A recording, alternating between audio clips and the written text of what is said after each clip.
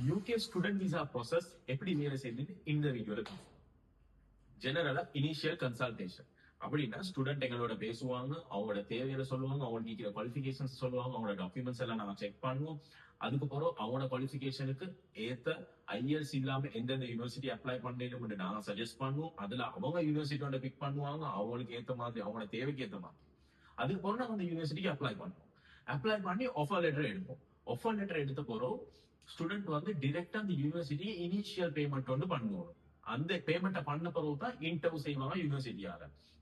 ஜெனரலா அந்த initial payment £1000, £2000, £4000 யூனிவர்சிட்டியை பொறுத்து அது அங்கிட்டுக்கு டிஃபரெண்ட் ஆகும். சோ இப்படி இன்டர்வியூக்கு போற பேமெண்ட் பண்ண போறோம். யூனிவர்சிட்டியால இன்டர்வியூ வைப்பாங்க, நாங்க இன்டர்வியூ ஸ்டூடெண்ட் ட்ரெயின் பண்ணுவோம். ஸ்டூடெண்ட் இன்டர்வியூ பாஸ் பண்ணின போறோம் பேலன்ஸ் கோர்ஸ் ஃபீ பே பண்ணுவோம். அதை பண்ணின போறோம் கேஷ் லெட்டர் கிடைக்கும். கேஷ் எடுத்த உடனே நாங்க விசா அப்ளை பண்ணுவோம். இதுதான் சிம்பிள் ப்ராசஸ். சோ இதுதான் சிம்பிள் அப்ளிகேஷன் ப்ராசஸ். இது சரியான ஸ்டூடெண்ட் தெரிஞ்சிருந்தா வந்து அவங்க ஏமாறுறதுக்கான சாத்தியங்கள் குறைவு.